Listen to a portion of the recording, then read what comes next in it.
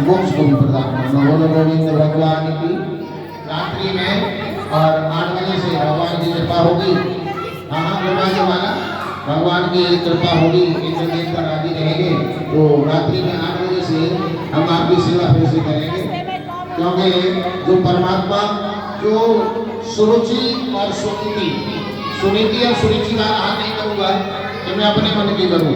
जो गांव से मुझे लोग कह रहे हैं ना, जो 80% कह रहे हैं पहले रात में नहीं सुनाते थे, रात में नहीं सुनाते, तो हम 80% लोगों की बात मानेंगे, लेकिन अपनी अकेले नहीं चलाएंगे।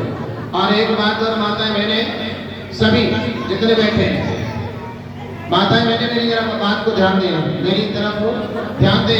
1-2 मिनट के लिए बात है बच्चे।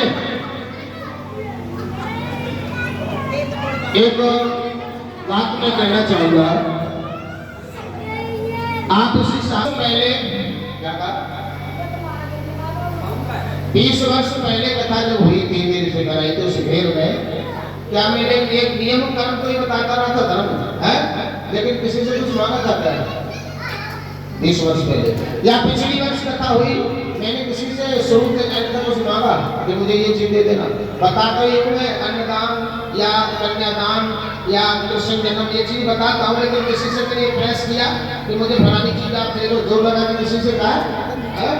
पहले से बच्चे ने मेरे जैसे अभी हंसाया था आपको, इन दोनों ने हंसाया था भैया रूपा है हमको है केवल हंसाने के लिए। जब हमने कहीं कहा था कि भगवान भोले और पार्वती का विवाह होगा जिसमें सबसे पहले 800 से कन्यादान करना है और 100 से करना, किसी से कहा है?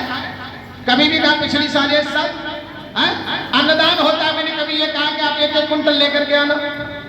कहा मैंने कभी? अगर मेरे बच्चे ने कल तुम सबको हंसाने के लिए, एक बात और बता दूं, जब तक मैं कथा पढ़ता रहूंगा और आप गुमसुम बैठे रहेंगे, सुस्ती आती रहेगी, तो फिर आपका दिल और दिमाग भी कथा में नहीं लगेगा। हंसाना भी बहुत जरूरी है, रुलाना भी बहुत जरूरी है, आपको कीर्तन भी बहुत जरूरी है, जयकारा भी बहुत जरूरी है। इस बच्चे ने कह दिया तो गांव में बड़ा अफवाह बना दिया। अरे मैं कहता आपसे, ये तो केवल हंसाने के लिए कहा, मैं कहता तो ठीक था कि प्रेम बापू मांग रहा है।